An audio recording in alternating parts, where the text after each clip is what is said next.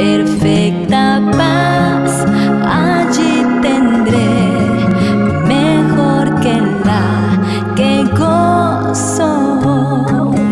Allí no habrá tribulación. Ok, ¿cuál otro sigue? ¿Ya el reposo ya lo dijimos? ¿Ya fueron los 10? Honra a tu padre y a tu madre. ¿Dónde está? ¿De este lado? Para el prójimo, ¿verdad? ¿Dónde sigue el siguiente? No matarás. Aquí estamos de este lado, ¿verdad? ¿Qué sigue? Ok. Entonces, cuando amas a tu prójimo, no vas a hacer esto, ¿verdad? Ok. No hurtarás. Ok, vamos acá. ¿Dónde más? ¿Cómo es? No hablar mal de tu prójimo. ¿Seguimos acá? Ok, seguimos. Y claro, me hicieron falta aquí, ¿verdad? Pero a lo que iba, todos caen bajo de una categoría, de una de estas dos, todos. Entonces, por eso se reducen a estos dos. Entonces, aún lo que vamos a estar viendo ya son detalles adicionales. Que mi vecino me pellizcó, que él me quitó la gallina. Entonces, ya son detalles de que todos caen bajo amar a Dios con todo lo que eres, tu mente, tus fuerzas, tus recursos, amarlo sobre todas las cosas, pero también amar a nuestro prójimo como a nosotros mismos. Y si nos amamos, vamos a amar y tratar bien a nuestro prójimo, ¿verdad? Pero vamos a hablar más de esto. ¿Ya ninguno más tenía texto? Did Ellison have a verse? Traía uno, pero no sé el email. Okay. ¿Quién más no dijo su texto? ¿A la 1, a las 2? A las 3. ¿Ok? Los niños pueden ir a sus clases. Hermano Mauricio, hermana Paola tienen a los más pequeños, así que pueden ir con ellos. Mi esposa tiene la clase de Valeria, hermana Valeria, el día de hoy. Brother Matt, you having class today? Okay. Y los jóvenes o los que mastican en inglés con hermano Mateo. Así que pasen adelante y nosotros aquí los demás nos quedamos. Dice ella, yo me quedo aquí, dice.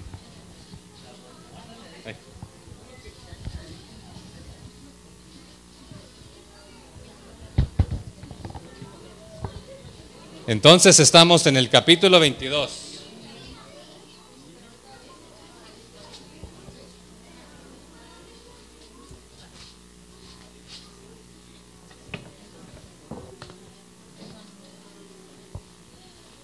Cuando lo tienen, me dan un amén ahí, por favor.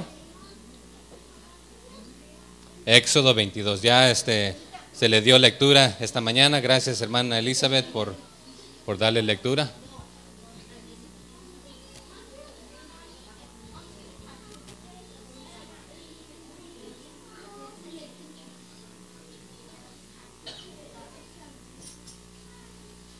¿Ya lo tenemos?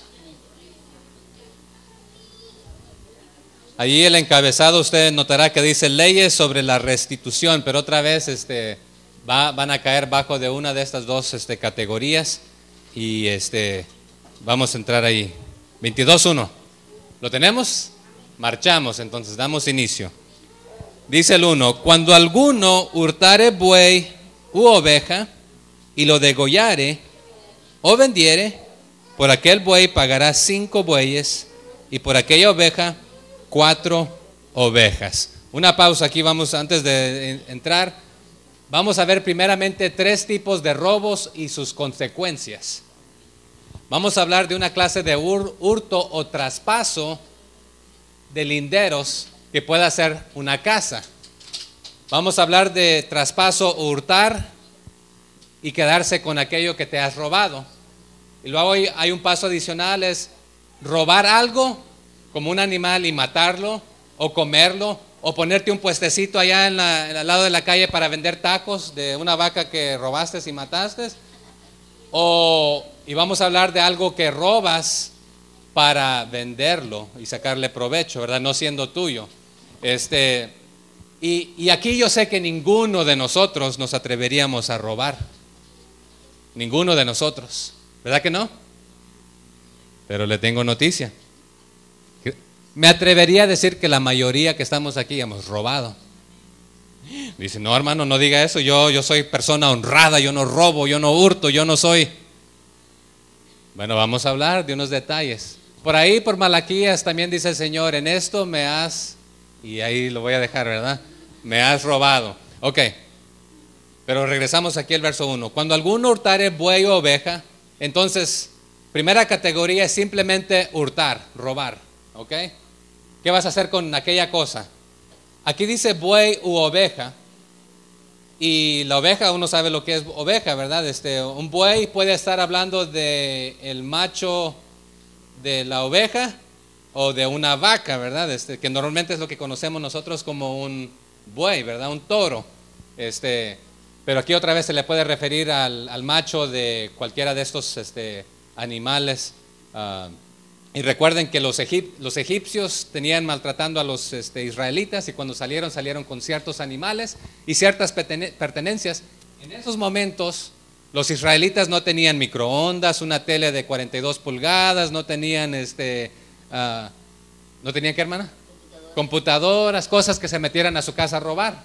Simplemente salieron con su ropa, sus zapatos y sus aquellas cosas para amasar su masa y ciertas cositas sencillas, ¿verdad? Sí llevaban oro y alhajas y plata, y vamos a hablar de esto, pero aquí el 1 comienza: cuando alguno hurtare buey o oveja y lo degollare o vendiere, por aquel buey pagará 5 bueyes, y por aquella oveja 4 ovejas. O sea que un hurto, un robo, la consecuencia es retornar aquello que te has robado, y retornar o pagar uno igual a ello.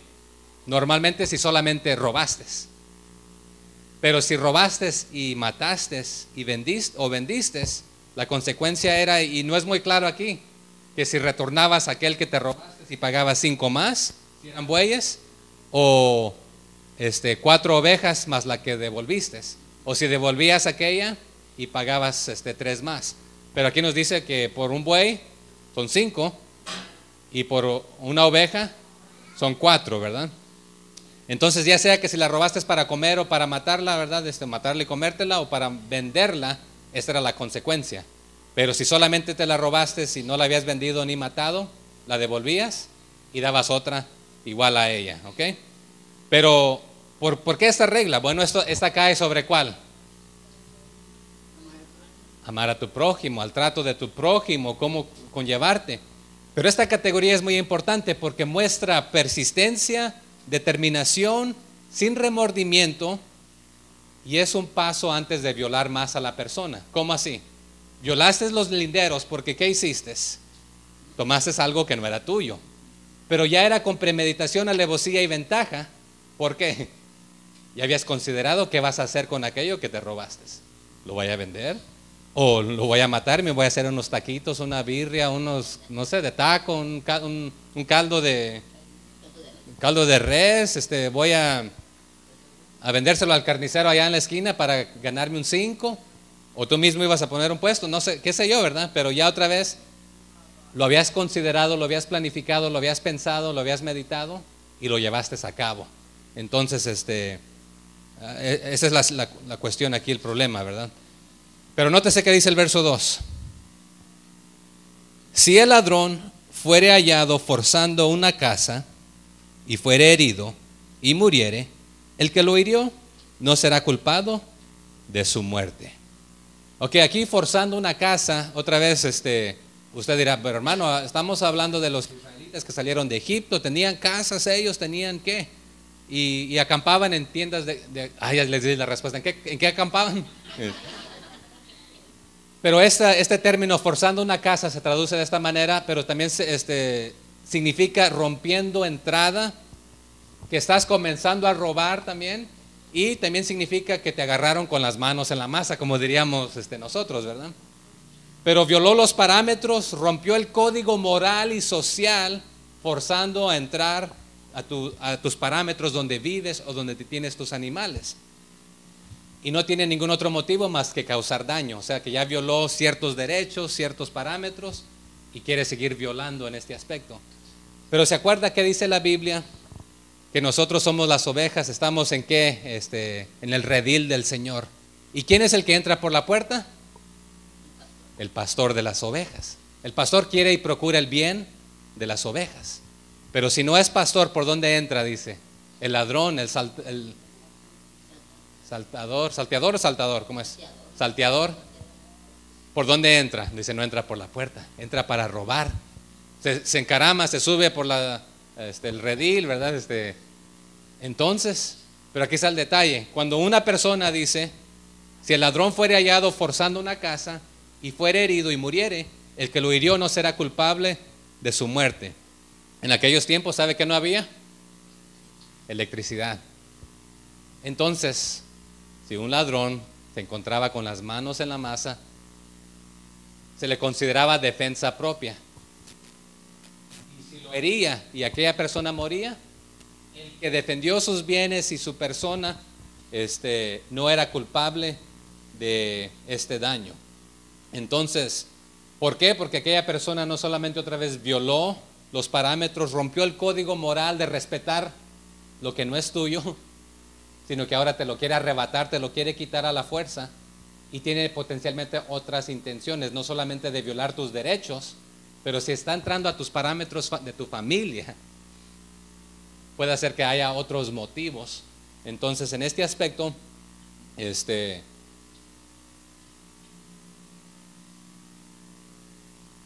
quiero hacerles una pregunta aquí. Que de hecho aquí en Arkansas y la mayoría de los estados tienen una regla, una ley, que si un ladrón entra a robar a tu casa y tú te defiendes, ya sea que a golpes, con un palo, a mordidas o como caiga, o con un arma, si sucedió dentro de los parámetros de tu casa, dentro aún de la yarda donde vives, y te defiendes, no quedas culpable. Pero si había posibilidad de huir, entonces potencialmente quedas culpable de muerte. Pero si estás dentro de tu casa, es tu propio lugar, entonces no necesariamente tienes que huir, porque ¿a dónde vas a huir? Normalmente huirías a donde tú vives, a donde te sientes seguro. Entonces hay leyes en la mayoría de los estados y en muchos países que respaldan, y de aquí empezó esta ley, el derecho a defenderte y protegerte. Pero aquí va la pregunta que quiero hacerles. ¿Puede o debe un cristiano defenderse? O sea que si yo estoy descansando en mi casa, tengo a mi esposa, tengo a mis 4 hijos, y alguien forza la entrada, quiere hacer daño, ¿debería un cristiano defenderse? Considérelo, piénselo. Algunos dirían, bueno, si yo soy cristiano, se supondría que mayormente o la posibilidad de que el que está entrando a robar no sea cristiano, y yo saco un arma y le disparo, se va sin Cristo. Y uno dice, bueno, uno que ya tiene a Cristo debería permitir que alguien, o sea que la pregunta que estoy haciendo, yo debería también permitir y quedarme ahí, si alguien está maltratando a mis hijos, a mi esposa, y le está causando daño, ¿debería quedarme con las manos cruzadas como un cristiano? Es una pregunta para considerar, ¿verdad? Pero aquí en este pasaje también porque la pregunta que quiero hacer también es ¿dónde queda poner la otra mejilla, verdad? ¿Dónde está ese lindero? Porque aquí nos dice la Biblia que hay que amar al prójimo como a uno mismo. Y si alguien te da una mejilla, dice, me dolió. ¿Qué tienes que hacer? Ponerle la otra, ¿verdad? Entonces en este aspecto, ¿dónde queda esto, verdad? Pero lo que este versículo está diciendo, resistencia dentro de tus parámetros es permitida. Cuando alguien entró forzosamente a robar y causar daño a tu vida, a tu familia, a tus pertenencias. Pero la pregunta otra vez, ¿valen más mis pertenencias que la vida de una persona?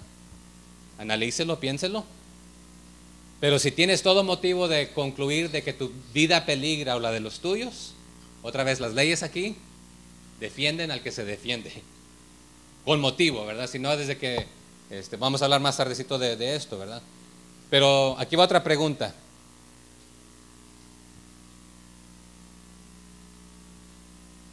Alguien dijo, bueno, si no están dentro de tus parámetros, si está ahí a la yarda, si lo mataste, arrástralo ahí a tu yarda para que ya te cubra la...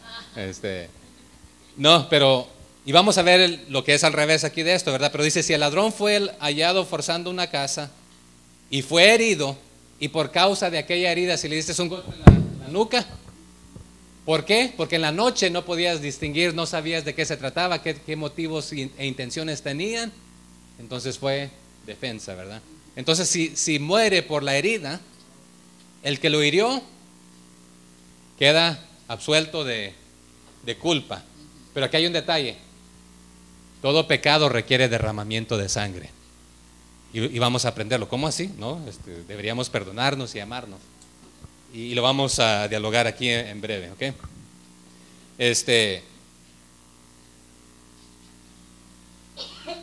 Pero conozco también de cristianos, por ejemplo, que les han hecho de una y de otra y han perdonado. Y vamos a hablar de esto también. ¿Okay? Pero debe haber derramamiento de sangre para cubrir el pecado. Ya sea que la del ladrón, o en este caso también la de la víctima, o la de un animalito como sacrificio, de ofrenda, y vamos a hablar de esto. ¿Y sabe qué? Usted y yo vivíamos en pecado. Y nuestra consecuencia, por cuanto todos pecaron y están destituidos de la gloria de Dios. ¿Y qué nos dice también? Más la paga del pecado es muerte, más el regalo de Dios. Y Jesús es el Cordero que quita el pecado del mundo, y Él hubo derramamiento de sangre en tu lugar. ¿Okay? Nosotros merecíamos morir por nuestro pecado, pero Él fue nuestro sustituto. Entonces, otra vez, todo pecado requiere una paga, requiere derramamiento de sangre, costo. Y vamos a hablar de ello. Pero el 3 dice, entonces, ¿cuál es la consecuencia si hieres a alguien, que lo agarras en las manos en la masa en la noche y no encuentras y andas ahí y te das? Quedas libre si muere por aquel golpe. Pero, dice el 3, pero si fuere de día, el autor de la muerte será reo de homicidio. Aunque ya ha salido el sol, ya puedes distinguir quién es el que está entrando queriendo robarte una vaca, un burro, un cordero, una oveja, ¿verdad? Tus vestidos, tus alhajas, tu oro, tu plata, lo que sea. Ya sabes quién es, ya lo vistes. Ahora, si le haces daño,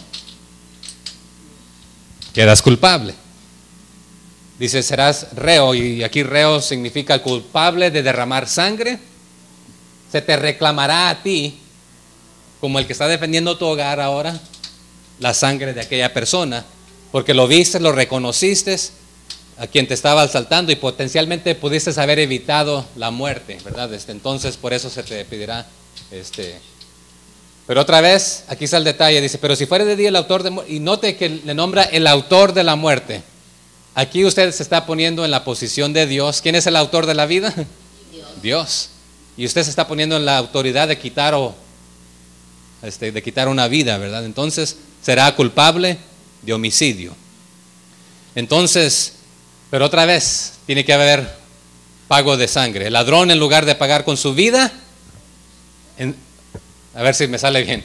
El ladrón, en lugar de pagar con su vida en el sentido de su muerte, tendrá que pagar con su vida trabajando, viviendo de esclavo. ¿Okay?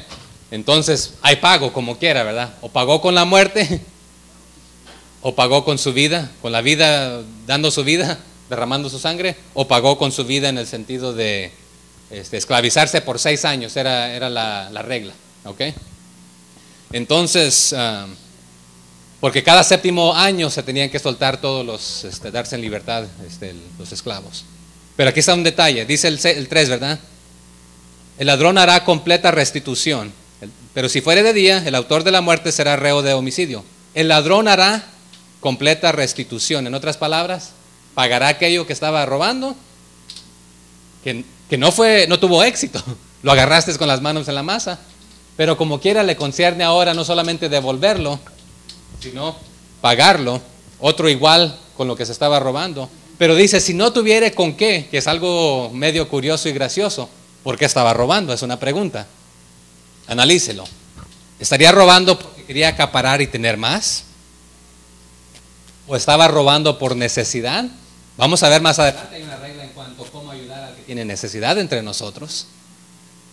entonces ¿por qué estaría robando? Pero dice, si no tuviere con qué pagar, será vendido por hurto.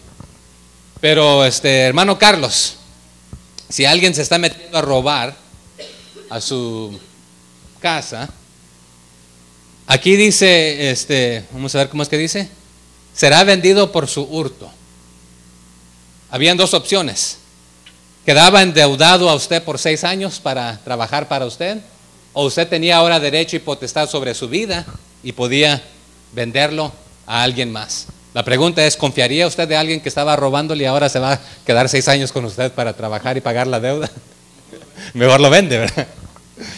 Pero ahí está el detalle que usted tenía que realizar, porque una ya te estaba robando, ¿verdad? Y ahora como pago, pues 6 años de labor gratuita, sin pago.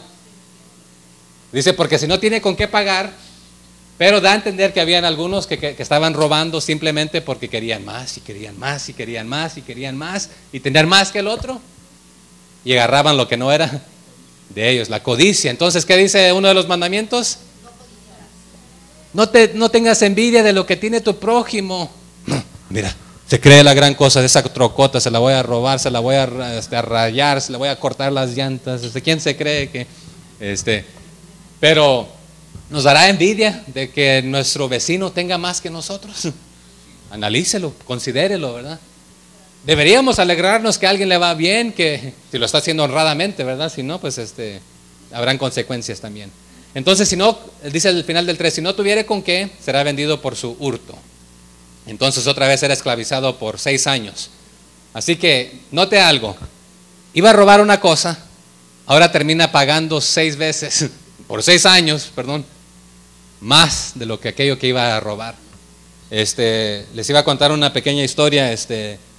Soy voluntario traductor para el departamento de policía cuando me llaman, y fue a la cárcel, y tenían a un jovencito que no tenía mucho de haber llegado. Se le hizo fácil agarrar un disco de música que vale unos $15. Se lo echó en la chamarrita, pensó que nadie lo estaba viendo. Por si no sabían, Walmart lo ve desde que usted entra al estacionamiento y ya sabe quién es, qué es lo que usted compra, ya saben todo eso. ¿Sabe cuánto es la multa por robarse un disco de $15? $1,000. Antes estaba de 500, lo subieron a 800 y ahora es 1,000. Así que piénselo si se quiere robar algo. El interés es grandísimo, más la cárcel. Esa es la multa que tiene que pagarle a Walmart, ¿verdad? Pero mire lo que dice el 4. Si fuere hallado con el hurto en la mano, vivo, en este caso otra vez sea buey o asno o oveja, pagará el doble. Esta está más fácil, Walmart la pone más difícil, ¿verdad? Pero en otras palabras, si se robó un buey, un asno, una oveja, y lo encuentras al ladrón con aquello que es tuyo en sus manos, ¿qué le concernía? Pagarlo doble, ¿verdad? En otras palabras, lo retornará y dará otro igual a ese. Pero otra vez, ¿cuál es el problema? Si estaba robando porque no tenía, ahora tiene que trabajar para pagar aquello que no tiene para dar, ¿verdad? Pero si lo estaba robando para tener más, ahora en lugar de irle mejor, tiene menos, porque tiene que dar uno de los de él. Entonces ahí está la consecuencia, ¿verdad? Pero otra vez recuerde que en aquel entonces no había muchas pertenencias. Era lo más valioso lo que tenían: un buey, un asno, una oveja, un asno, un burro, ¿verdad? Entonces no había zapatos Nikes de $100 que a veces de las maletas se los roban a uno, ¿verdad? En unos lugares. Sí tenían alhajas y plata y oro, pero otra vez más adelantito nos va a dar un detalle de esto. El 5, ¿verdad? ¿Estamos ahí? Si alguno hiciere pastar en campo o viña y metiere su bestia en campo de otro, de lo mejor de su campo y de lo mejor de su viña pagará. Pero aquí hay un pequeño detalle. Si recuerda, ¿de dónde salieron los israelitas? Egipto. La tierra de Gosén está al norte de Egipto, ¿recuerdan? Verde. Pero lo demás, ¿qué es? Desierto. Cuando usted lee el Salmo 23 que dice: Jehová es mi pastor, nada me faltará. En lugares delicados pastos me hará descansar. Usted se imagina así una verdura increíble, ¿verdad? Tranquilidad. Bueno, quiero que borre esa imagen de su mente. Imagínese un desierto. Y en este caso están al pie de una montaña desértica. El pasto que menciona la Biblia son pastos delicados, que son pequeños pastos que crecen entre las rocas, y que si usted lo mirara a lo lejos no mira nada, pero va a encontrar una matita ahí que aparece por aquí, otra por acá, a la larga. Que este pasto delicado crece al traer la brisa del mar, traer el agua hacia el desierto, y estos brotan. Usted ha visto que a veces hay plantitas que crecen hasta en el techo, en diferentes cosas donde hay arena y polvo, y es de este estilo. Porque en el desierto, ¿qué va a crecer normalmente? Hay arbustos, espinos, ¿verdad? Pero otra vez, no había suficiente alimentación, y estamos hablando de que salieron 600,000 hombres, cabeza de hogar, más sus animales. ¿Dónde vas a encontrar tanto pasto para...? Entonces, ¿ya dónde acampaste? ¿Se acuerdan también de Lot? ¿Y cómo se llamaba? Abraham. ¿Y qué dijeron? Tú escoge primero. Donde ellos estaban, había pastos, ¿verdad? ¿Qué hizo Lot? Lo más verde, lo mejor, y le dejó al otro, tú ya vete para allá, ¿verdad? Pero en este caso también, si alguno hiciera pastar en campo o viña, porque sí, comenzaron a sembrar, ¿quién fue el primero que sembró después de una viña, después del diluvio? Noé, ¿verdad? Entonces, pero si tú metes a propósito a tu animal, a tu bestia, donde tu vecino tiene los de él, para que se coma el pasto donde ellos están, y ahorrarte el tuyo para después, ¿cuál es la consecuencia? De lo mejor de tu campo y de lo mejor de tu viña vas a pagar. Vas a pagar. Entonces aquí le quiero hacer una pregunta. ¿Alguna vez usted ha tomado algo que no le pertenece a usted? ¿De su compañía donde trabaja? Quizás usted lo justifique diciendo, al cabo el dueño tiene mucho. Es más, no le hace falta nada a ese viejo. Como quiera, ni me paga lo suficiente. Con esto aquí que ya quedamos ni tan parejos, pero pues ya un poquito mejor. O le roba por lo menos de que necesito tu break, ahí voy a ir al baño, a lavarme las manos, a lavarme la cara, a hacer un poquito más de horas extras. No chismeen de los otros que lo hacen, ¿ok? No. Pero aquí está una pregunta. Bueno, quiero compartirle una cifra aquí. Se dice que la mayoría de los empleados le han robado a un jefe, escúcheme bien,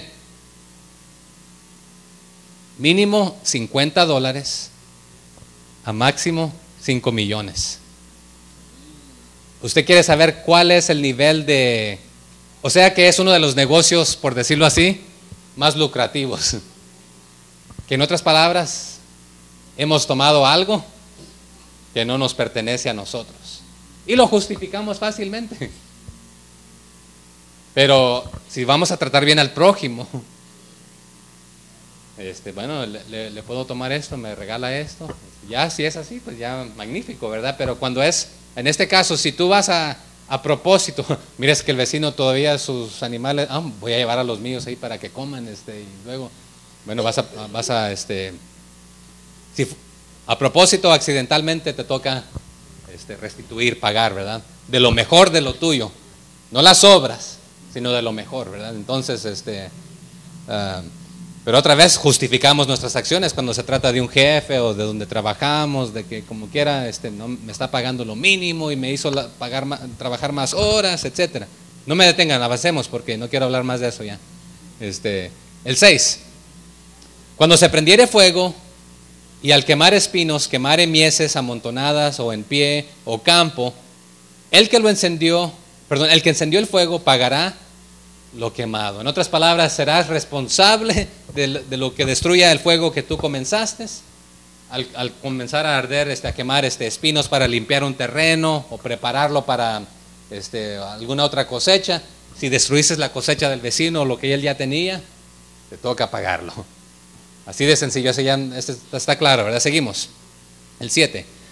Cuando alguno diere a su prójimo plata o alhajas a guardar, y fuere hurtado de la casa de aquel hombre, si el ladrón fuere hallado, pagará el doble.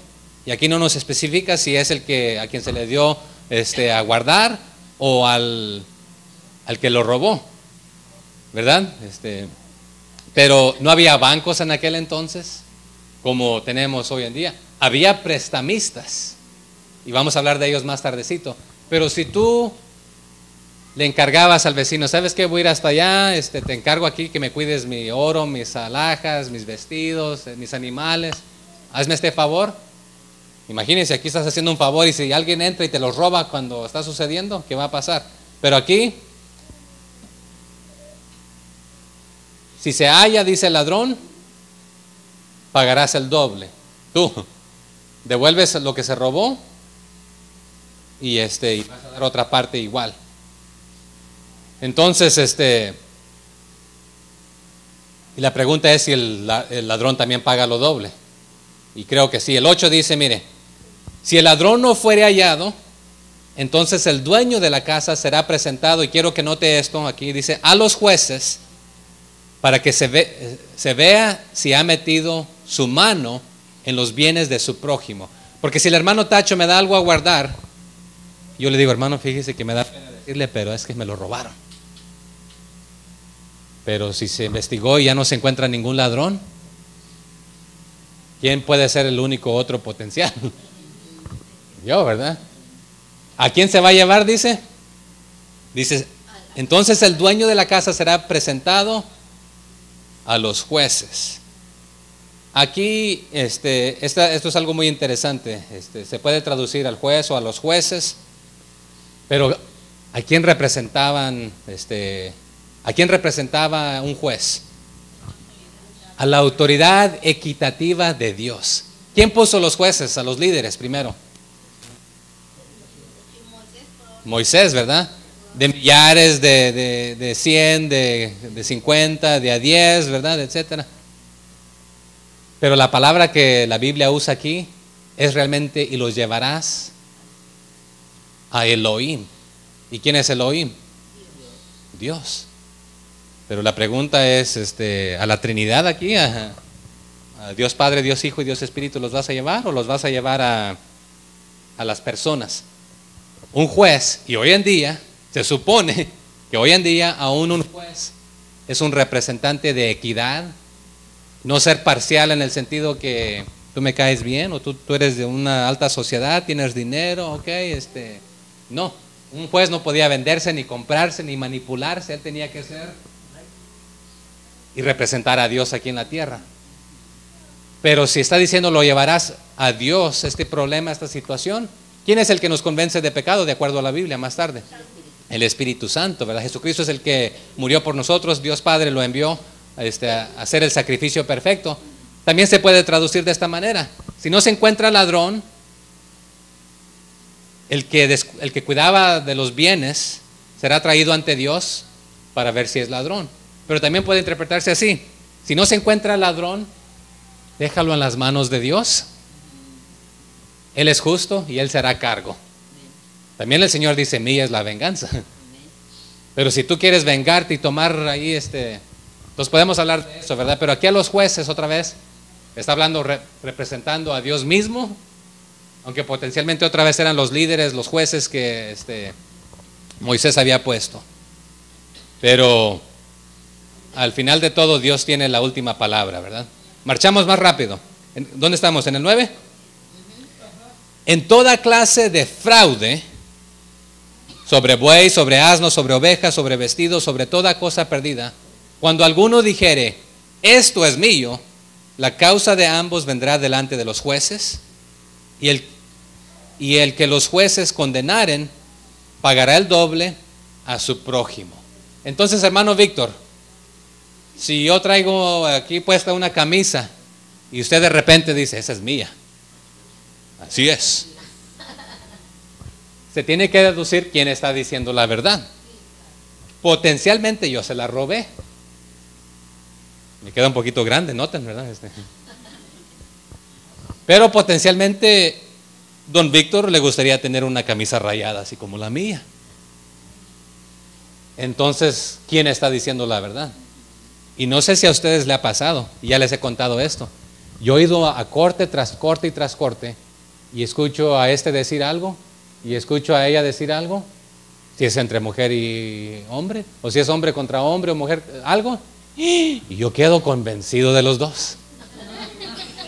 Porque los dos lloran, los dos dan detalles y cómo sucedió, pero uno está fingiendo, está defraudando. Pero ¿sabe qué dice? En toda clase de fraude, ¿sabe qué significa esta palabra?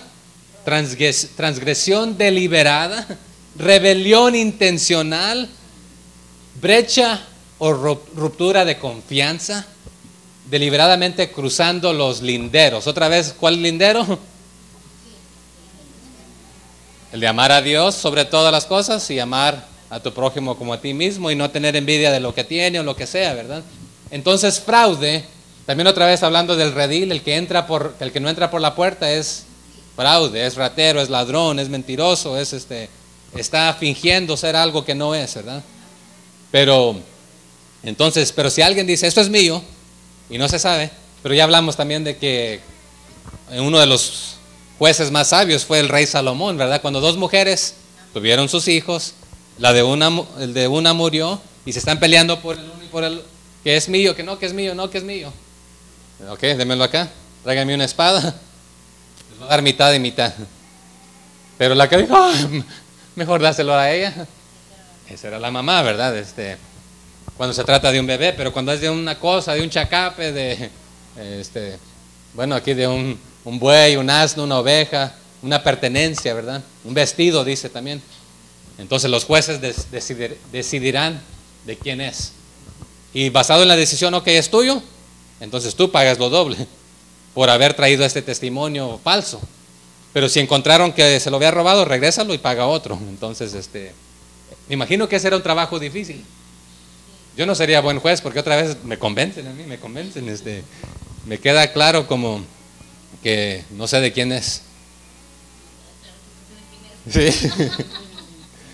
Pero otra vez un fraude es traición de confianza y peligra a ambos, el que está reclamando como el que lo tiene en posesión, ¿verdad? Porque no se sabe si es verdad o es mentira, ¿verdad? Peligra el dueño y peligra el farsante. Éxodo 18:21, si recuerdan, se los voy a leer. Estos jueces no simplemente fueron al azar, ¿sabes qué? Tú me caes bien, te voy a poner como juez. ¿Sabes qué? Tú te ves como una buena persona. Dice, además escoge tú de entre todo el pueblo, note que, varones de virtud, temerosos de Dios, varones de verdad, que aborrezcan la avaricia, porque si pueden ser comprados. Hey, si tú dijiste que aquello es tuyo, te creo, pero ahí nos mochamos después, ¿verdad? No, que no sea avaro, que no sea amante del dinero, de las pertenencias, de las cosas. Estos serán jueces sobre el pueblo y por jefes de millares. Tienen capacidad de poder liderar a miles, ¿verdad? Después de centenas, 50 y de 10. Y hablábamos que entre de millares eran potencialmente cosas leves, ¿verdad? Ya cuando sube a centenas, ya es un poquito más difícil. Cuando es de 50, más difícil, de 10, más difícil. Y a Moisés le traían lo más difícil, ¿verdad? Ok, el 10. Si alguno hubiere dado a su prójimo asno o buey o oveja o cualquier otro animal a guardar, y muriere o fuere estropeado o fuere llevado sin verlo nadie, juramento de Jehová habrá entre ambos, de que no metió su mano a los bienes de su prójimo, y su dueño lo aceptará, y el otro no pagará. En otras palabras, lo que está dando a entender, hoy en día también sucede esto, que en las cortes te piden, ya sea que una promesa, y sobre qué, la Biblia, ¿verdad? Ante Dios, de que no vas a mentir, que lo que estás diciendo es cierto. Entonces, si hermano Sergio me presta su burro, o su buey, o una oveja, o cualquier otro animal para guardarlo, y en mi posesión se me muere, pero o alguien se lo roba y no hay ningún testigo, le puedo estar mintiendo, le puedo estar diciendo la verdad. Entonces yo seré llevado otra vez para atestiguar ante los jueces, decir lo que estoy diciendo, que me lo robaron y no sé ni qué, o murió, o usándolo murió, pues queda libre de pago, ¿ok? Pero hoy en día ya poner la mano sobre la Biblia y decir prometo decir la verdad y que ya casi no vale, ¿verdad? Porque otra vez, cuando vas a la corte, los dos prometieron y los dos hay detector de mentiras, pero no hay detector de mentiras que sea por ejemplo, yo tengo un detector de mentiras en la casa. ¿Sí? ¿Sí? Entonces mis hijos caen, la mayoría, mayormente de las veces. Pero aquí está un detalle, ya que usted hace este punto. La mayoría de los países han intentado inventar detector de mentiras. Este país los ha inventado. Y detecta ciertos ritmos del corazón, ciertas cosas que suceden en el cerebro, en los ojos. Sí, leve, tan leve. Pero aquí está un detalle. Habemos mentirosos tan mentirosos y tan expertos que el sistema no lo puede detectar. Porque ya se ha convertido en algo natural. Entonces cuando no estás acostumbrado, sucede todas estas cosas. Pero varía de país en país aquellas cosas que son detectores o detalles que te puede decir que alguien está mintiendo. Por ejemplo, aquí en este país, si tú no enlazas los ojos con la persona cuando estás hablando, estás mintiendo. Cuando miras hacia el lado, cuando hay mucho movimiento. Se dice también cuando hay mucho palabrerío, una excusa, algo estás encubriendo porque ya lo pensaste, es cómo lo vas a decir y va a estar larga la cosa para... Pero, por ejemplo, hay culturas que... Aquí usted puede retar a un policía, a un juez y verlo a la cara, ¿verdad? En la cultura americana. Pero en muchos de nuestros países, ver hacia abajo es mostrar respeto.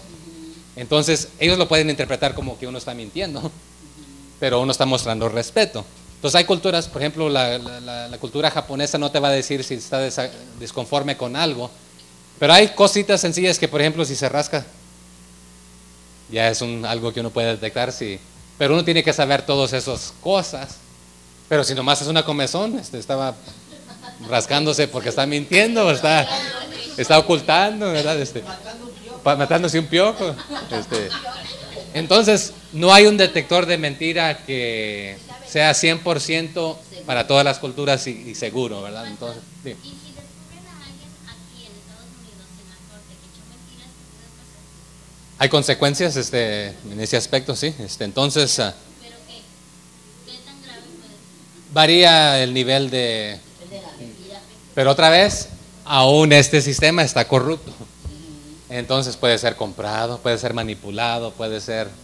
Entonces... Por ejemplo, pero aquí uno de los casos penados, el no presentarte, lo pueden penar como ellos deseen también, o evadir o evitar venir, ¿verdad? Pero bueno, entonces, en este caso otra vez, alguien puede mentirle. ¿Sabes qué? Aún yo puedo mentirle, si usted me pueden creer, pero quien me va a juzgar es Dios, ¿verdad? Entonces las consecuencias esas ahí, nadie se escapa. Él conoce no solamente nuestra mente, nuestro corazón, las intenciones de todo. Yo puedo hacer algo con una sonrisa, pero diciendo bandido desgraciado, como que mejor quisiera que se muera. Pero Dios lo sabe. Entonces, todo lo que usted haga, mejor hágalo de corazón, y hágalo como para Dios, ¿verdad? Ok, continuamos. No me detengan. Ok, el 12, ¿verdad? Mas si le hubiere sido hurtado, resarcirá a su dueño. Ok. Entonces, si lo que se me dio a cuidar, me lo robaron, por descuido propio o por no cuidarlo bien, me toca reembolsarlo, pagarlo, compensar, restituir, es lo que esta palabra resarcirá a su dueño, significa, ¿verdad? El 13. Y si le hubiere sido arrebatado por fiera, le traerá testimonio y no pagará lo arrebatado. Entonces, Una de dos, le traes el pedazo de aquello destrozado, pero tiene que haber un testigo de que lo vio, que sí, vino una fiera y lo desbarató. Ok, quedas libre. Pero tiene que haber testimonio, testigo, ¿verdad? Porque se acuerdan que también aquí los hermanos de José más atrás engañaron al padre. ¿Qué dijeron? Vamos a decirle que lo devoró una fiera, pero mataron a un animalito y ya eso era con premeditación otra vez y mira lo que sucedió. No le dijeron, pero el padre no podía asumir más que ya sabía que esto sucedía, que un animal podía matar a alguien o un animalito. Entonces queda libre si hay testimonio y pruebas, es lo que está diciendo, ¿verdad? Entonces las pruebas son importantes, ok. El 13. No, ese fue ese, ¿verdad? El 14. Pero si alguno hubiere tomado prestada bestia de su prójimo y fuere estropeada o muerta, estando ausente su dueño, deberá pagarla. Entonces, hermano Guillermo, si usted me prestó una yunta de, ¿qué tiene? ¿De bueyes o de burros? De burros. Si usted me presta sus burros para arar la tierra, y los estoy trabajando, ¿verdad? ¿Qué me dice aquí? Fue estropeada o muerta, estando usted ausente, no me queda de otra más que pagárselas. Si se me murieron cuando usted no está. Pero quedo libre aquí de acuerdo al siguiente que dice el 15. Si el dueño estaba presente, no la pagará. En otras palabras, si usted me renta o me presta sus burros para arar la tierra, y usted viéndolos ahí que están bien y de repente caen, quedo libre yo porque usted está presente. O si vino una fiera y también sucedió, quedó libre porque usted estaba presente. Si el dueño estaba presente, no la pagará, dice. Si se la alquilé, ¿por cuánto los alquila? Depende, ¿verdad? Los cafecitos, los chiquitos, baratos, ¿verdad? Pero entonces, no, con los perritos baratos, hermana. No. Pero si dice, si era alquilada aquella bestia animal, recibirá el dueño el alquiler. Otra vez, si se mueren o si algo le sucede, lo único que usted va a recibir era aquella cantidad por lo cual me los estaba rentando, ¿verdad? Entonces, de ahí quedo libre de recompensarle el equivalente. ¿Ok? El 16. Si alguno engañare, aquí ya cambia el tema, ¿verdad? Pero aquí estamos hablando de propiedad de tu vecino, sus pertenencias, lo que él tiene. Pero ahora se está hablando específicamente del prójimo, ¿verdad? Entonces el 16 dice, si alguno engañare a una doncella que no fuere desposada y durmiere con ella, deberá dotarla y tomarla por mujer. Entonces, consecuencia por engaño es pagar el dote. ¿Y quién ponía el dote? El papá, el padre de familia. ¿Sabes qué? Son 7 vacas, así que por haberme hecho esto a mi hija, un ejemplo, ¿verdad? Bueno, el papá podía poner el precio que él quisiera, ¿verdad? Es más, él también podía ponerle el precio sin dársela. ¿Por qué? Y otra vez suena mal, pero no es de que sus hijos eran sus cuentas de banco, sino que se acostumbraba en nuestro rancho, vamos a ver, hermana Angélica, allá en nuestros ranchos, cuando un muchacho quiere llevarse a una muchacha sin pedírsela, ¿cómo le nombran a esto? Se la roba. ¿Por qué? Se la llevó, ¿verdad? Entonces, a ver cuántas de ustedes, hermanas, fueron robadas. No,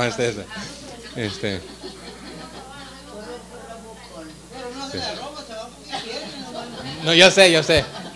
Pero se le nombra así porque realmente en nuestras culturas pasadas, ya los perdí.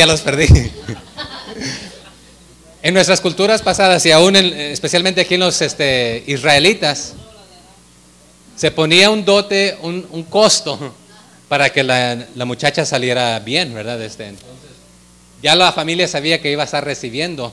Y a mí me va a ir bien, hermanos, tengo 3 hijas, así que... No, pero ahí varía también de familia en familia. Hay culturas que los padres de la hija lo ponen todo. Y hay culturas que los padres del hijo lo ponen todo, ¿verdad? Y hay culturas que ambos ponen, y también hoy en día ya está de moda de nomás irse a Las Vegas, ¿verdad? Y ya, pero otra vez el robo en sí era porque otra vez no vas a pedir permiso, no vas a pagar, no vas a dar nada en cambio, ¿verdad? Pero a lo que voy aquí, no fue para casamiento normal, sí, sino que un hombre ya pensando, aunque quizás ya estaba casado, y no lo menciona si estaba casado o no, ¿verdad? Y aunque no estuviera casado, dije, bueno, esta muchachita como que me gusta, pero dice, ¿cómo dice que hizo? ¿Qué hizo? La engañó. Entonces es algo ya premeditado, con intención de causar un daño, no para bien, para decir me gusta como para que sea mi esposa. Entonces dice, la engaña y duerme con ella, entonces deberá adoptarla y tomarla por mujer. Entonces había consecuencias adicionales y las vamos a ver más tarde. Entonces, como castigo, tiene que como quiera que pagarlo, y quizás el papá no se la daba, pero potencialmente se la daba como esposa. En este caso el 17, si su padre, aquí nos aclara, ¿verdad?, no quisiera dársela, él le pesará plata conforme a la dote de las vírgenes. Porque aquí está un detalle otra vez. Si ya en el caso anterior del 16, si un hombre había violado a una muchacha, a una señorita, y no, entonces reducía la cantidad de que iba a recibir para casamiento. Entonces, por decirlo así, ya no era material de casamiento. Entonces, por lo consiguiente, el grave daño que le hizo a ella y a la familia, debe como quiera que pagarlo. Entonces, hacerlo como que si era tal, y si el papá no quiere, ahora ya no puede, el papá no va a poder recibir, pero entonces como quiera tiene que recibirlo aquí y no tiene que entregarla como esposa, ¿verdad? Ok. Entonces, estos pecados principales tienen que ver con el trato del vecino, de sus pertenencias, de la persona que vive en tu comunidad, ¿verdad? Pero seguimos aquí. Aquí vamos a hablar brevemente de y tengo que ir más rápido. 3 pecados de muerte automática, sin juicio, sin ir ante los jueces. ¿Y cuáles eran? Hechicería, bestialidad y sacrificio a dioses. En otras palabras, idolatría espiritual o física, ¿verdad? Vamos a hablar de esto. Pero ¿por qué estos 3 de esta manera? Y noten que acabamos de hablar de pecados sexuales. Estos lo llevaban a otro nivel. Entonces la hechicería, la bestialidad y sacrificio a dioses, con excepto a Jehová, ¿verdad? Involucraban pecados sexuales, pero de bárbaros. ¿Ok? Entonces, bestialidad es ayuntarse con un animal. Entonces, esto, y no es de, ¿se acuerdan que en Egipto qué había cuando Moisés se presentó? Había hechiceros. Por la primera vez se presenta la palabra hechicera, hablando en el sexo femenino, singular, y vamos a hablar de esto, ¿ok? Pero entonces, 3 pecados de muerte automática sin juicio: hechicería, bestialidad y sacrificio a dioses. El 18 dice, a la hechicera, otra vez singular, femenino, por la primera vez aparece, no dejarás que viva. Y este versículo es muy difícil de interpretar y de entenderlo. Es más, hay una palabra después de que viva, una sola letra en el hebreo, que la mayoría de nosotros no sabemos cómo interpretarla, porque no se usa en ningún otro lado más que aquí, y no nos da otra pista de qué es lo que significa. Entonces es difícil de entender esto. Pero la brujería era tanto rebeldía, y aquí está el detalle por qué eso era importante. ¿Okay? La brujería no solamente era rebeldía contra Dios, como idolatría y blasfemia, sino que merecía otra vez el mismo castigo de muerte, porque lo que estabas diciendo, Dios, para mí no existes, prefiero ir tras los otros dioses o Satanás mismo. ¿Okay? Pero en mi pueblo el Señor dice, no quiero hechiceras. ¿Quiere decir que permitiría hechiceros? Porque aquí está otra vez en singular femenino. Pero ¿de dónde aprendieron los israelitas acerca de la hechicería? En Egipto, ¿verdad? Pero había hechiceros masculino plural, hechiceros. No menciona hechiceras. ¿Ok? Entonces dice entonces una pregunta, a la hechicera no dejarás que viva. Dice así, ¿verdad? Que viva. Pero otra vez, hay esta palabra que no sabemos qué significa. ¿Significará que no viva entre ti? No lo sé. Simplemente que no viva. Es una pregunta. O sea, quitarle la vida, ¿podrá significar esto? Pero ¿por qué tan penado otra vez? Y recuerden, hechicería era, aparte de ser magia, aquí está el detalle más importante, ¿ok? Era rebelión contra autoridad.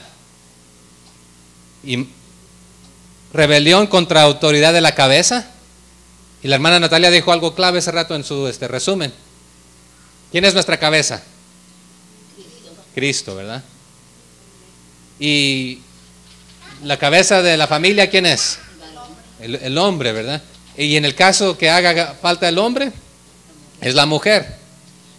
Pero aquí está el detalle. ¿Significa eso que la mujer es menos? No. Ya aclaramos esto de que porque tenga un rol diferente, no la hace menos. Hablamos de que al presidente de cualquier nación no se menosprecia a su esposa y no se le nombra presidenta, pero no quiere decir que es menos por llevar el título de la primera dama, ¿verdad? Ese es su rol, ¿verdad?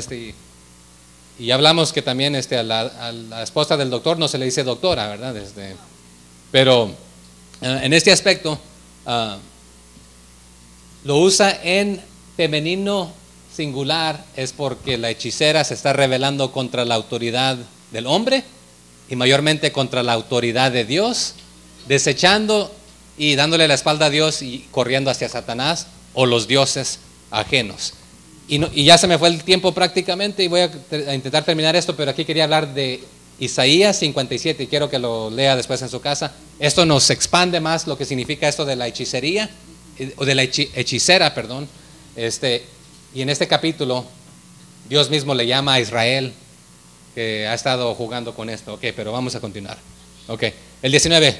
Cualquiera que cohabitare con bestia, morirá. Segundo pecado, otra vez, el primero es la hechicera, porque otra vez no solamente es el arte de magia y trucos, sino que es rebelión contra Dios, pero involucraba pecados sexuales también mezclado con esto. Darle rienda suelta a su vida, aparte de practicar la magia, pero era desenfrenado, no respetando la autoridad del hombre ni la autoridad de Dios. Y por eso recalca esto simplemente en esta oración tan breve. El 20. Pero también el que tenga relaciones con un animal, muerte segura. El 20, sin tener que ir a juicio, ¿verdad? Entonces el 20, el que ofreciere sacrificio a dioses excepto solamente a Jehová, será muerto. Pero esto pareciera malévolo, entonces Dios celoso, ¿y por qué ahora Pero otra vez, esto involucraba algo desenfrenado y descarado, tirándose al pecado sexual, inmoral, de todo, porque Dios para mí no existes y no quiero nada contigo.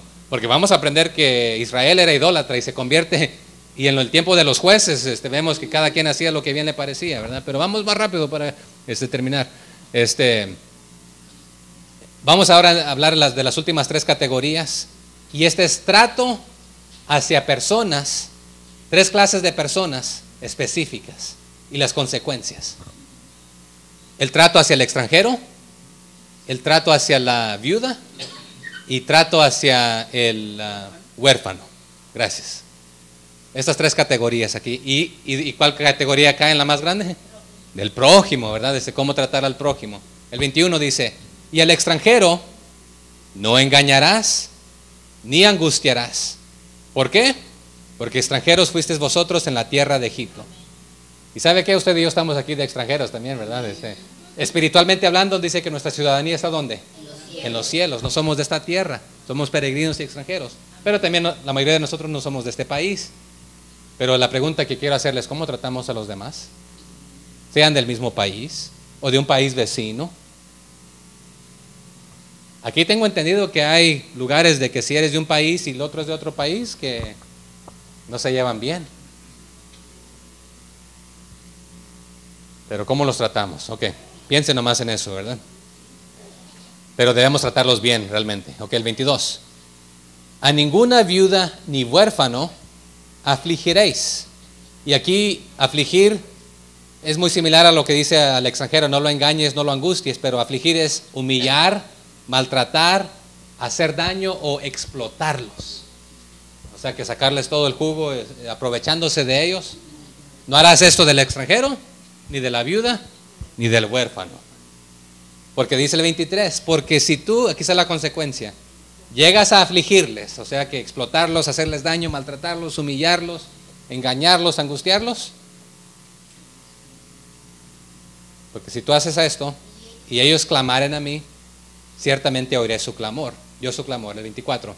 Y mi furor se encenderá y os mataré a espada, y vuestras mujeres serán viudas y huérfanos vuestros hijos. En otras palabras, si tú le haces daño a un extranjero, a una viuda, a un huérfano, ¿sabes qué? Yo me voy a encargar directamente. Esa no es de que vas a ir a juicio o qué, sino que va a ser contra ti y los tuyos van a quedar tal. Y también la Biblia después nos habla que Él visita la maldad de aquellos, ¿verdad? ¿Hasta cuántas generaciones? Tercera y cuarta generación, ¿verdad? Pero el que hace bien también viene multiplicado, ¿verdad? Para bien. Así que no hay que maltratar ni aprovecharnos de una viuda o huérfano, porque el Señor te repagará dejando a los tuyos de tal manera. Y pareciera ser injusto, pero otra vez es ojo por ojo, diente por diente hasta cierto punto, ¿verdad? Más rápido, el 25. Cuando prestares dinero a uno de mi pueblo, noten aquí hay una clave: al pobre que está contigo, no te portarás con él como logrero, ni le impondrás usura. En otras palabras, si le prestas dinero a alguna persona pobre de tu pueblo que viva contigo entre tu pueblo, no te portes con ellos como suelen portarse los prestamistas, ni le cobres interés. De otra manera, lo podemos decir: si uno de ustedes presta dinero a algún necesitado de mi pueblo, no deberás tratarlo o maltratarlo como los prestamistas lo hacen, ni le cobrarás interés. Pero note a quién se le está prestando. Es por una necesidad, al que tiene necesidad. No lo trates de la manera que suele ser tratado por el prestamista como un deudor, agarrándolo del cuello y si no me pagas te mato. Así los trataban. Es más, en el Nuevo Testamento tenemos dos ejemplos. El Señor da uno a un hombre que está en su casa y le dice: habían dos hombres, uno debía tanto y otro debía tanto, pero el que les prestó les dijo: ¿sabes qué? Los perdono a ambos. ¿Quién estaba más agradecido? El que debía mucho más. Pero en otra ocasión en Mateo da otro ejemplo. Me gustaría leérselo, pero ya se me va el tiempo. Me prestan 5 minutitos más. Dice Mateo 18, perdón. Por lo cual el reino de los cielos es semejante a un rey que quiso hacer cuentas con sus siervos. Y comenzando a hacer cuentas, le fue presentado uno que le debía 10,000 talentos. A como no pudo pagar, ordenó su señor venderle. O sea que el dueño que le prestó dice: véndalo, venderle, y a su mujer e hijos y todo lo que tenía. Y no era suficiente para que se le pagase la deuda. Entonces aquel siervo postrado le suplicaba diciendo: Señor, ten misericordia, ten paciencia conmigo y yo te lo pagaré todo. ¿Cuánto debía? 10,000. Te lo voy a pagar todo. Y mire lo que sucede. El señor de aquel siervo, movido a misericordia, le soltó y le perdonó la deuda. ¿Cuánto le perdonó? 10,000 talentos. Después de aquella súplica genuina. Porque él tenía derecho a venderlo a él, a su esposa, a sus hijos y todas sus pertenencias. Lo poco que tenía. Y no iba a ser suficiente, pero prefería tener algo. Pero rogándole, fue movido a misericordia. Tuvo compasión. Y ¿sabes qué? Mejor que quede perdonado. Pero mire lo que sucede. Pero saliendo aquel siervo, el que acaba de ser perdonado, halló a uno de sus consiervos. Ahora también a él le debían, y no era mucho, que le debía 100 denarios. A él se le acaba de perdonar, ¿cuánto? 10,000 talentos. Que denarios son pennies comparado a los millones y mire qué hace. ¿Era menos del 10%? Oh, mucho menos. Y haciendo de él, o sea que lo agarró le ahogaba diciendo, págame lo que me debes. Y lo estaba maltratando. Era lo que hacían. Pero aquel también le rogó diciendo, ten paciencia conmigo y te lo pagaré todo. Mas él no quiso, sino fue y lo echó en la cárcel hasta que le pagase la deuda. Y sigue la historia, después la leen ustedes, pero no me detengan ahí. Pero así trataban los usureros, los prestamistas, a quien se le prestaba. Entonces, la regla entre los judíos, entre sí mismos, sabes que cuando tú prestes, no hagas como los prestamistas de otros países, porque se acuerdan que Egipto tenía todo el dinero un buen rato, ¿verdad? Y ellos salieron con algo. Pero entre ustedes no se cobren interés para el necesitado. Pero ¿qué tal si alguien viene y te dice, ¿sabes qué? Me quiero comprar un barco, préstame dinero. ¿Es necesidad? Y ese es otro caso. ¿Ok? Pero, y no vamos a hablar de eso, pero seguimos, el 26. Si tomares en prenda el vestido de tu prójimo a la puesta del sol, se lo devolverás. En otras palabras, es su abrigo, es su cobija, es su protección de los elementos. En otras palabras, te está tratando como casa de empeño. Entonces te trae ¿qué dice? Su vestido. Y aquí vestido otra vez era la capa más grande, la más gruesa, con la que te cobijabas. Durante el día no la necesitas. Entonces venías y la empeñabas. Te daban algo por aquella, pero todavía no tienes lo suficiente para pagarla. Entonces dice, si es de tu propia gente, de los tuyos, sabes que al final, cuando va a caer la noche, te la devuelves. Pero cuando amanece te la vuelve a traer y tú la mantienes guardando. Pero imagínese aquel día ya feliz cuando finalmente viene la última vez a recogerla, porque ahora ya te la pagué, así que ahora ya no tengo que regresársela. Entonces, ¿de qué chiste tiene que tú la tengas guardada acá, que no se está usando cuando él la necesita? Dice, entonces, regrésesela por la noche y al día siguiente, y pareciera que no tiene chiste, ¿verdad? Pero otra vez era un recordatorio de que sé que te debo, no me estás cobrando, estás teniendo paciencia, pero aquí está, úsala, me la devuelves al día siguiente, yo la guardo, etcétera, hasta que la pagues. Ok, el 27. Porque solo es su cubierta, aquí nos explica más, es su vestido para cubrir su cuerpo. ¿En qué dormirá? Y cuando él clamare a mí, yo lo oiré, porque soy misericordioso. Ok, entonces aquí están los últimos versículos ya y concluimos. El 28. No injuriarás a los jueces. Y aquí otra vez es la misma palabra, a los que representan a Dios o a Dios mismo. Ni maldecirás al príncipe de tu pueblo. Injuriar, ¿qué significa? Maldecir, ofender, deshonrar, blasfemar. Y aquí príncipe equivale a líder, ¿ok? Pero le voy a leer un versículo de Hechos 23:5. Después si lo quiere leer todo en su casa, magnífico. Pero dice, Pablo dijo, no sabía, hermanos, que era el sumo sacerdote, pues escrito está, no maldecirás a un príncipe de tu pueblo. Porque anteriormente él le dijo pared blanqueada, lo insultó, pero después se arrepintió porque dijo, perdón, no sabía que eras un líder. Y él intenta rescatarse ahí, ¿verdad? Pero otra vez, no debemos maldecir a quien Dios ha puesto como líderes, y no maldecir, ni ofender, ni deshonrar, ni blasfemar, hablar mal a quien Dios ha puesto como jueces o líderes, como pastor, porque otra vez es hablar contra Dios, si es que Dios quien lo ha puesto. Pero aquí quiero hacer una aclaración, hay personas que se han puesto como líderes y hay personas que forzan a las personas a ponerlos. Entonces aquí estamos hablando a quien Dios ha puesto, ¿verdad? ¿Y cuáles eran los requisitos? Que sean esto, ya lo vimos, ¿verdad? Ok, los últimos 3. No demorarás la primicia de tu cosecha ni de tu lugar, me darás el primogénito de tus hijos. Lo mismo harás con el de tu buey y de tu oveja. 7 días estará con su madre y al 8º día me lo darás. Y me seréis varones santos. No comeréis carne destrozada por las fieras en el campo, a los perros la echaréis. Y aquí prácticamente está hablando de las primeras primicias, ¿verdad? De lo tuyo, de las cosechas. Otra vez, ¿quién te ha dado todo? Debemos amar a Dios con todo lo que tenemos, nuestra mente, nuestras, la hermana, aquí nos está el audio, ¿verdad?